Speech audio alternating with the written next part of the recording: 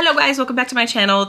This is actually my 5th fanfic in the Dramione multiverse. I decided to kind of reach out to people through my Instagram, through TikTok, to see what fanfics I should read after reading Manacled and the Rights and Wrongs series with the auction.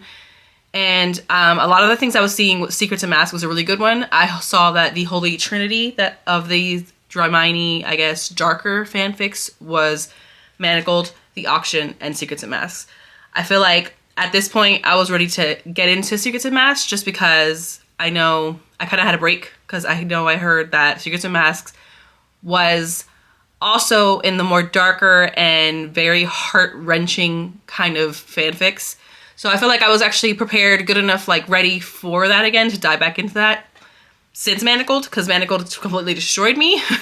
So I think I was like, okay, I can go into this head on, like, I'm ready. Like, bring it. Like, how can another fanfic be that great to basically break me down as much as it did Manacled? There's no way. I was so wrong. So wrong. I never would have thought that I would have come across another fanfic that would make me question if Manacled actually is my favorite, because oh my god, this fanfic was so beautifully written and just so well done, and just like, it's so completely different from Manacled, but it was still dark.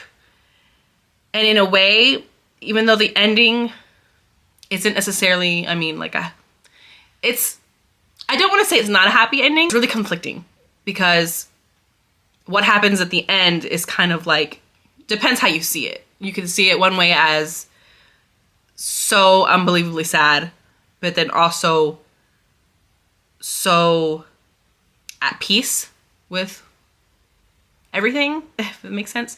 I kind of don't want to make this one a little like a spoiler, like I tried like to do with Manacled. Manacled, I kind of went in. I was like, here, this is what I feel. And if you want to hear spoilers, you hear spoilers. This one I kind of want to be away from that and kind of dance around the main plot of everything, but then not really fully tell you exactly.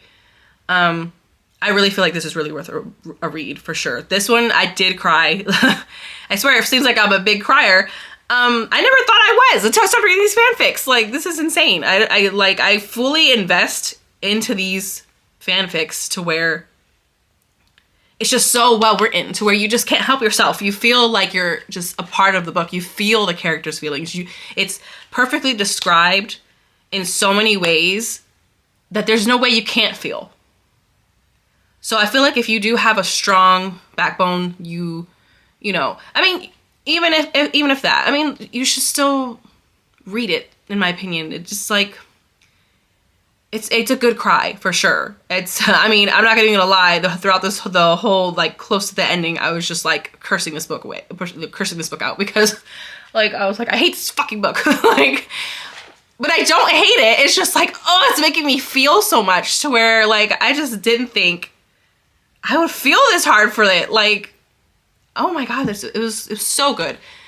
But this one has really just set the bar high. It's literally Manacled, Secrets and Masks to me are just so precious and so just well done. And if anybody was gonna read anything Dramione, those two should be the ones you read if you're into the more darker stuff, which I feel like you should still give it a try even if you're not. Like, it's just so good. I mean, sometimes it's good to have a good cry. Sometimes, like, you know, just have in between this little happiness. Do not read it back to back. I'd say that. Don't do that to yourself. There's no way I could have done that. I had to like read some little bits, you know, more uplifting kind of fanfics, and then get back into that, because there was no way I was going to be able to just double down. No, not happening. But let's get to what the premise of Secrets and Masks. So basically, it is set after like 9 years after the war began, and Voldemort has not been destroyed. He basically, I guess you could say, he didn't win, but he is winning, because he has knocked down the Order so much to where he's basically just the top. Harry and Ron, they're all still alive. They're all still trying to fight. The difference about this one, which I really, really liked, was Hermione is actually the badass fighter in this. She's not the healer that you're used to seeing in all the other fanfics. The ones that stays behind, doesn't get really involved in the war like that, to where she kind of goes in and fights. This one, she gets in there and fights. She is like their strongest soldier in their war. Like, it's incredible. If they're going to have a battle between the Order and the Voldemort and his Death Eaters, they're always going to pick Hermione as their head person. If they're trying to capture something, get something to get closer to destroying the Horcruxes, she's their girl. And I freaking love that for her. Like, I know I think I've saw some people saying they didn't like how it was so different from Hermione from the canon of Harry Potter books. But I love this side. I love how they changed it to where she was this person. Like, why can't she be that person? Just because she sits and reads books and stuff like that, why can't she be that badass person when it comes time to, like, you know, dive in and destroy this evil? Like, why can't she be that? So I love that for her. I love badass Hermione. Like, this is just, I think the most unique part of this, all these fanfics, is this one was so different with that. I haven't read a whole bunch. I've read, again, there's 5 that I read, including this one, 5. But it's always been to where she's always been the healer.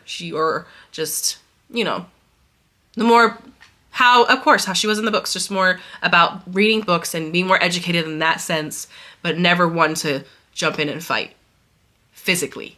So I really appreciate how they did that in this book, and I freaking loved it. It did seem kind of weird to, like, read it and then have Hermione in my mind seen that way, because I'm not used to that. I feel like it's just seeing it the other way. But it was cool to see it in this new light, and I love that for her. So in this one, she's basically, again, the front man, the badass. They throw out there, she's their number one person.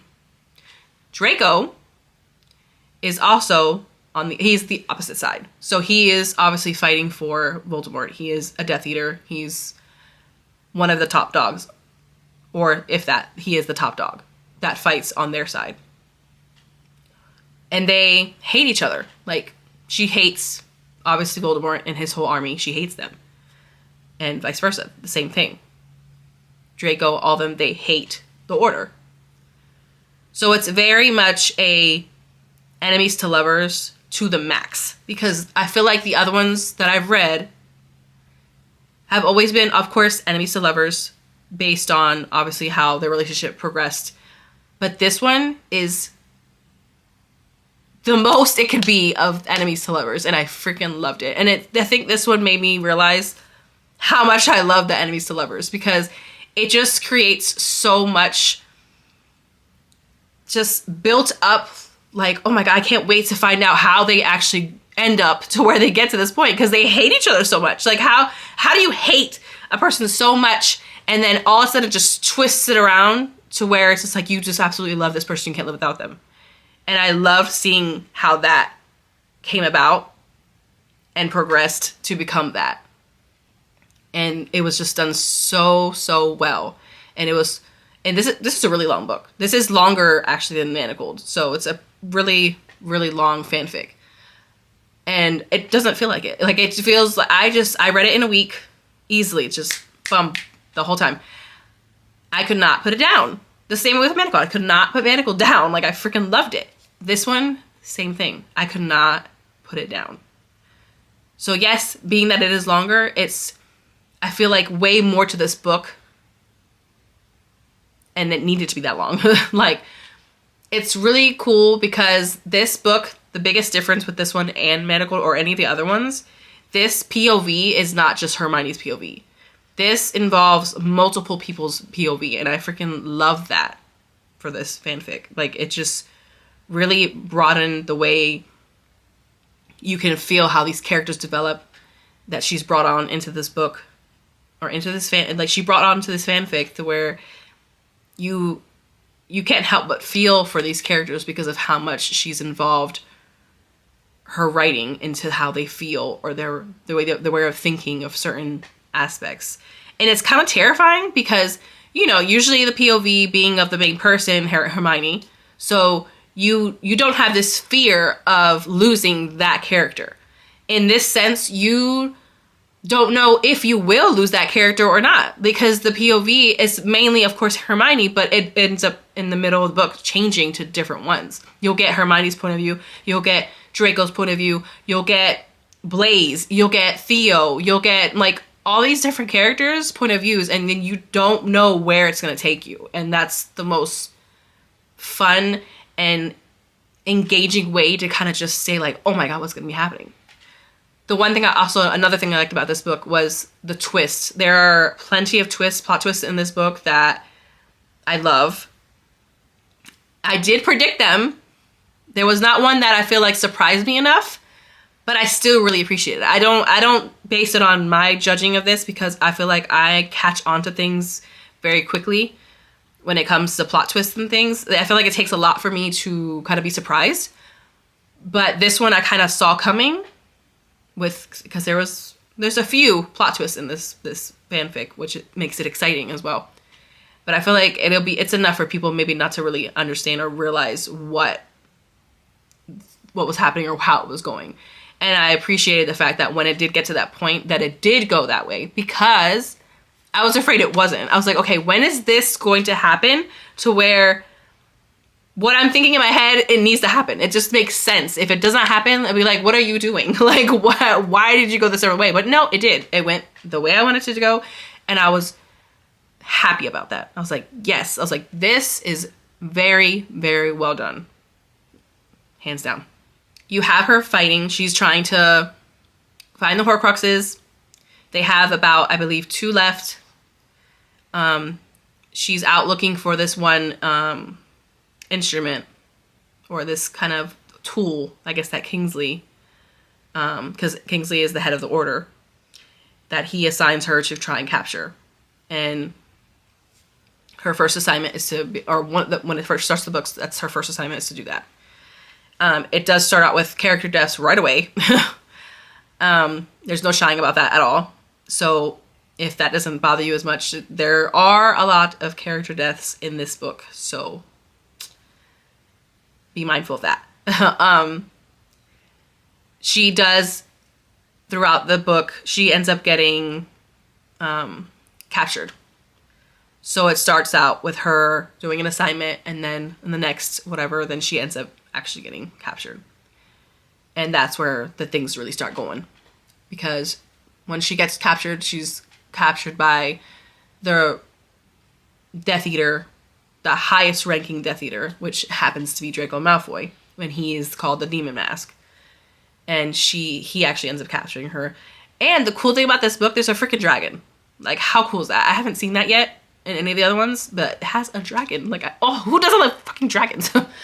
So, but it is on the wrong side, Voldemort's side. So, because it is Draco's dragon. So they capture her, and Voldemort tries to obviously see in her mind to see what the plans are for the order, and she's able to kind of block her mind, because she does occlude, because she was preparing, for keeping herself, mentally prepared for that if that were to ever happen. So since he's not able to get into her mind, he assigns her to Draco. So she's going to be held captive in Draco's Malfoy Manor, basically. And he is basically assigned to her to kind of just break down her walls, to try and get inside of her head and see what the hell is going on with the order, and try and any way they can just find a weakness and destroy them. He does end up kind of tethering them together. Like he links them by blood. So it's like she gets captured, she can't like try killing herself, anything like that. Like if she, or no, not killing herself. If she tries to kill Draco, then she dies. So that becomes the biggest like, oh shit, like how is she going to get out of the situation without, if she needs to kill him, she wants to kill him, she hates him, but she can't because it's going to kill her.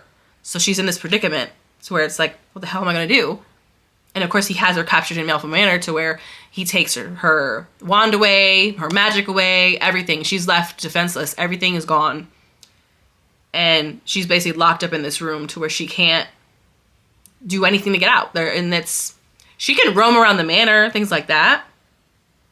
But she's still not able to, like, let's say if she tries to just end herself, because of for some reason she just can't leave, she won't even be able to do that because he has her has these wards protected around her so many ways to where she just can't even do it. So she just builds up so much anger and just resentment towards him and just all this hate. And he basically, in a way, tortures her like every day because he kind of goes and does what is it called? Legitimacy or whatever. I don't know how to really say that. Legitimacy. He does that because obviously he's really, really good at that. And he's able to just put his walls up and have, and just go into your mind. So every day he does that to her to try and find anything that could help them to defeat the Order. And it takes a toll on Hermione. Like, she obviously is trying to fight, so she built these walls to block from that ever happening. So it's not easy for him to get through. But as long as he keeps coming and coming and coming, he's able to kind of just break through. So he just puts her through so much hell to where her body can't even take it anymore. She starts bleeding. It's just so much happening. And it's just like, he's just so bad. Like, the things that they go through, and he just like throws her around, just doing things, whatever. He doesn't even care. It's like, you're just reading it like, how is this going to change? How is this going to just like 180 right now? Like, I can't see it. I can't wait to see it when it happens. But right now I'm kind of like, how is it even going to happen? It comes to that point, and then you start obviously meeting these other characters because Draco doesn't live alone. He lives actually with Blaise, Theo, who are also fellow Death Eaters, and Astoria. Astoria, obviously, is one of the Greengrass sisters, and she lives there, but she's actually married to Blaise. So that's the interesting thing, because I know Astoria ends up actually being with Draco, but in this fan fiction, she is more like a sister to him. So that's like his family. He considers Theo and Blaise and Astoria like his close family. They actually live there also with Draco. You start learning more about them, and you start kind of just like feeling for them as well as it goes on. And of course, like I said, it starts showing POVs of them as well. So you don't really know where it's going to be going because of that. It's left up to mystery. Like, what is going to happen? If they're going to die, who's going to die? You just don't know. And I love that. It's just all a mystery. Throughout this whole process, there is actually a spy from from Voldemort's army that is helping the Order. This spy was constantly meeting up with Hermione before she got captured. And it was always done with a mask, so they didn't even know who each other were. And you're kind of guessing the whole time, like, who the heck could it be? The Death Eater doesn't know who this person, who the Order has put up to kind of meet up with them. And the same, vice versa. The Order doesn't know who the Death Eater is. They just know that that's a spy that's been helping them because they've been constantly giving them leads to basically help destroy the Voldemort's army. And they just trust that because it's been happening for, I think, like a couple years now. So they trust this person. Maybe not to the full extent because they don't know who it actually is. But it's enough for them to meet up with them and find out information. You have that mystery of who is this person that's helping. And then you have this other mystery of like, how the hell is Hermione gonna be falling in love with this guy? When it comes to a point to where she does end up falling in love with him, it's very emotional. They don't want to admit it to each other. They both love each other when it gets to that point, and it's like it's hard for them to tell each other. It's like they're in denial, or they try to just like, not come to terms with it, because how can they? They're fighting on opposite sides. But it's such a beautifully written story. It was definitely a lot to kind of go through. I just love these fanfics that they just like really can like tug at your heartstrings. I think I had kind of like a break from when I stopped reading it. It was a day ago, I think. I feel like this one definitely made me cry a lot. There's some big things that end up happening at the end that it's just, ugh. You just definitely, it's just you feel. And let me just say one thing. Kingsley Shacklebolt can fucking die. Like, I cannot stand Kingsley in this freaking fan fiction. You'll see it when you read it. But, oh my god, like, asshole. Like, oh my god. Never thought I would hate a character so freaking much, to tell you that. It has 2 epilogues at the end. And it kind of completes the story. I feel like when it did reveal this last thing towards the end, I did kind of get upset a little bit. Just because I had a feeling that it was going to go this way once there was a part that happened in a situation between Hermione and Voldemort, and just, I feel like the way it was described, I kind of feel like it was gonna go that way. And so when it did, I was kind of like, really? Like, why? I mean, but it makes sense for like the ending, how it did end, but it's just kind of like, really? And then it just like, even though I knew reading this book that it was kind of not gonna be like a happy ending at the end, I still had hope. I definitely had hope the whole entire time reading. I was just like, oh my god, like, this can't, like, it can't, like, how much can this character go through for it not to turn the opposite way? Like, why didn't they have enough? Like, they went through enough. Why can't they just have that at the end? It was definitely a lot. If you're looking for something to read in the Dramione universe, or multiverse, I like to call it, it's definitely well worth reading this one, even though it's gonna destroy you. It destroyed me completely. I feel like when it comes to terms with these certain situations that happen, it just, you end up you relate to it, and you kind of have your greatest fear just come out, and it's hard to kind of cope with. And this fanfic kind of puts you head on to the reality of it. It's one of those things where I loved it so much. Would I read it again? Like, I don't know. Because, like, do I want to go through that again? Like, I don't know. Maybe, I probably will, though. I probably, sometime in the future. Just because I want to revisit and just, you know. But I'll be dreading that part. I will be dreading those parts that just really, really make you feel, because you just feel it. This one also has a lot more of, like, smuttiness, I would say. I feel like it's the most, I feel like, out of the ones I've read. I feel like the Auction and, like, the Rights and Wrongs series, kind of, it was definitely more smuttier than, like, Manacled. I feel like Manacled had, it wasn't as much at all for me. Like, I feel like, it was just enough, I guess, Manacled. But this one I think had definitely the most smuttiest moments. Had some very hot scenes, to tell you that. It was definitely, it was good. They were really well written, done really well. And so if you're into that as well, I mean, just for all that alone, just the love story in its own, it was just so well done. I just keep saying it. It's just so well done. Even though I know people think it's so toxic to have, I guess, them two together, it just, to me, made the most sense. It always made sense to me. You could just tell, just, why not? Like, it's like that one boy, you know, before, always just being that kind of pest and just being a straight up asshole. Because, of course, they like the person. Like, they like the girl. Like, it just makes sense for that to be so I don't see how that's far-fetched.